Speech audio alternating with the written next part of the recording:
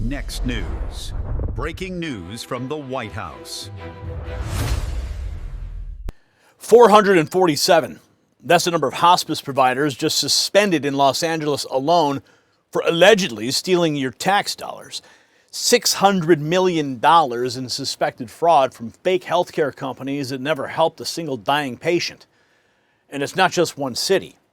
Vice President J.D. Vance's anti-fraud task force is ripping the lid off a cesspool of corruption that the swamp never wanted you to see. But here's what the media won't tell you.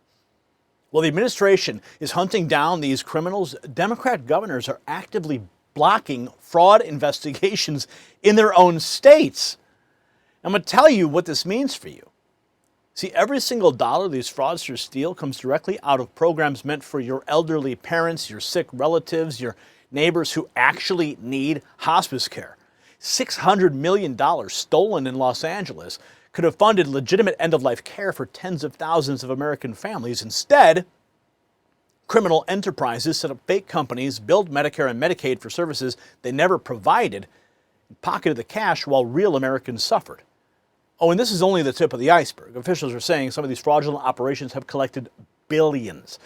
Yes, that's billions with a B. Without ever shipping a single medical device, without ever helping a single patient.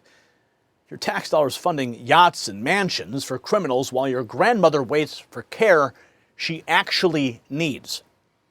The Trump administration inherited a system so broken, so corrupted after years of neglect that fraudsters operated in broad daylight. But now there's a new sheriff in town, and the criminals are running scared. And speaking of the federal government finally taking action to protect American resources, there's another major story breaking right now that you need to hear about. The White House just announced over $30 billion to secure America's critical mineral supply chains. They named a specific Alaskan project as a key strategic asset for U.S. mineral independence. Now, I've been to the Bisla copper drilling site myself. I've seen it with my own eyes. What's happening right now is bigger than most people realize. President Trump just unveiled Project Vault, a $12 billion strategic minerals reserve designed to stockpile essential resources and keep America from depending on China for the materials we need to build everything from electric grids to military equipment.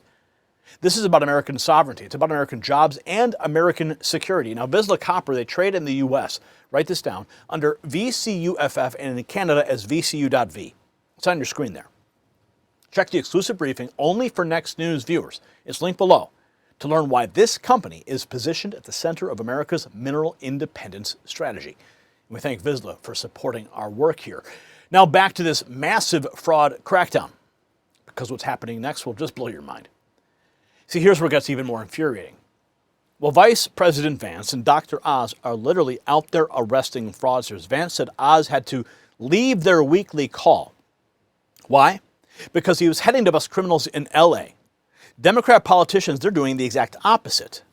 In Kentucky, State Auditor Allison Ball just testified before Congress that Democrat Governor Andy Beshear's administration has actively obstructed her fraud investigations. She said cooperation from top leadership has been, quote, disappointing. It has actually gotten worse every time. So think about the pattern here. And here are the stats. J.D. Vance, Anti-Fraud Task Force, suspended 447 hospice providers and 23 home health agencies in L.A. alone. Listen.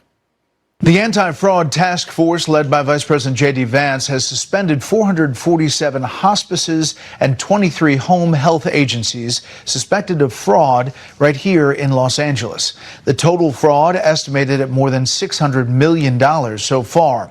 We talked about that recently with the CMS Administrator, Dr. Mehmet Oz. The number of suspensions is roughly a 539% increase from the 70 reported by Fox News Digital at the beginning of April. Long way to go for sure.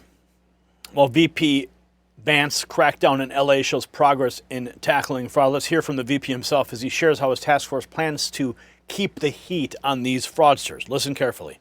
Well, we've already gotten a lot of bad guys. And this is, one of the things I'm very proud about is that, people don't just want talk, they want action. Yeah, they want us to actually go and arrest the people who committed fraud, yes, and that's happening. We're starting to do that, and that's a good thing. And a lot more is going to be happening in the future. A lot more. But actually, you know who's been amazing on this is Dr. Oz, Mehmet Oz, who runs the Center for Medicare and Medicaid Services, because so much of the fraud in our system is people who are defrauding Medicare and Medicaid. Let me just give you a couple of examples. So we have in South Florida, we have entire companies that sell medical devices. They sell prosthetic knees and they sell prosthetic hips. And you know that they've received hundreds of millions, some of them billions of dollars in government funds, and they've never shipped a single product. They're just set up by fraudsters, and there's so many of them, and many of them haven't. There are like over 100 of these companies that haven't shipped a single product. Okay, I'll give you another example of fraud. So this ridiculous situation with Somali fraudsters in Minneapolis, in the Minneapolis area. So you have a program that exists to help autistic children get the resources they need, to help their parents, find them a ride to school, or if they need after-school support, to make sure their parents have what they need. And that program has been defrauded by Somali fraudsters who will go in, who will say that we have 3 kids, every single one of them is autistic, there's no verification from the state of Minnesota, so that family will receive tens of thousands of dollars from the taxpayer, and then the autistic children in Minneapolis who actually do need those services, the money's not there anymore because it's been taken away by fraudsters. We've completely stopped the funding to that program, and we basically told the state of Minnesota, you don't get any more of our money unless you verify that you're taking fraud seriously. So we just turned it off. But what Dr. Oz, working with some of the people in our Department of Justice, found is that in Southern California, you had all these people who were engaged in massive fraud against the Medicare system. You had just tons and tons of people getting rich off fraud.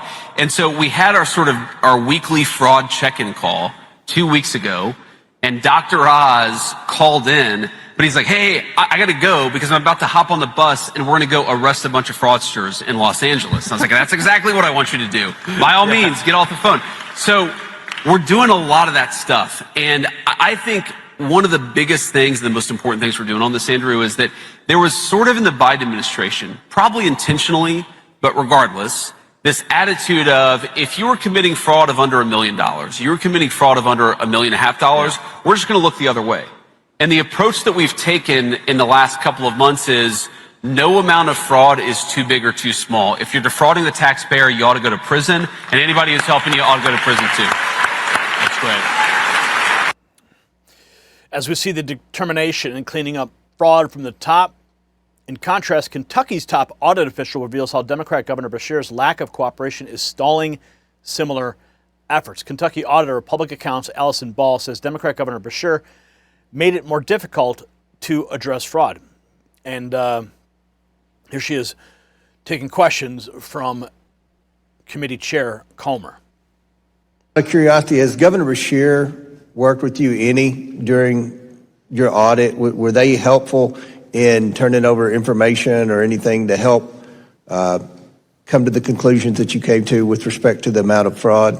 That's a good question, because I really do believe these are nonpartisan issues and we should be able to work together. Unfortunately, I have to say it's not been a great system of cooperation.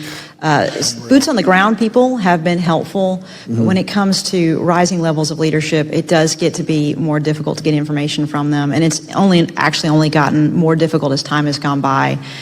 So the unfortunate answer is no. It's actually been disappointing that I've not had good cooperation from the top level of the Beshear administration. You know what immediately comes to mind here? The bigger the dollar amount, the higher it rises with all these officials. So yeah, you may have the rank and file, they're going to help some of the push into the paperwork, but when those dollar amounts get super big, where's all that money going? And I can only deduct that, like we saw in Minnesota, that there are voting blocks that are assisting at the highest levels to keep these people in power. And that money is being funneled into these people's campaigns. And this is my gut. This is just how I've seen Washington work, and this corrupt cycle work. So I may be wrong, but that's exactly where I think this is all going. So this is what the establishment doesn't want you to understand. See, it's not just about healthcare fraud. It's about a system that was designed to be exploited. For years, the swamp looked the other way while criminals drained hundreds of billions from programs meant for vulnerable Americans. And when anyone tried to investigate, Democrat leaders blocked them at every turn. The Trump administration just achieved a 539% increase in fraud suspensions in a month. That tells you everything you need to know about what the previous administration wasn't doing. President Trump and Vice President Vance are not just catching criminals, they're exposing an entire corrupt infrastructure that the political class protected for decades. So, you see, this is exactly what America First governance looks like. It's not press conferences and empty promises, but boots on the ground, handcuffs on criminals, and your money being recovered. Vice President Vance is proving that when you actually try to clean up government, you find rot everywhere you look. The question is, will Democrat governors like Andy Beshear keep stonewalling, or will they finally get out of the way and let investigators do their jobs? So I want to hear from you in the comments. Do you think Democrats are blocking fraud investigations on purpose? Yes or no? Drop your answer below. Tell me why. And because you watched this entire video, text raw feed to 844-840-4963. That is the secret text message notification line I've set up just for me and you, so you never miss the breaking news that you deserve. And quite frankly, I've seen your messages, I've seen your comments. You don't get the notifications. You can't find our videos on YouTube anymore. And there's a reason for that. So that's why we went ahead and set this up so you never miss anything. I won't abuse it. I'm not going to go ahead and spam you. I'm going to send you the information that you deserve. So share this video with everybody who needs to see what the Trump administration is actually accomplishing.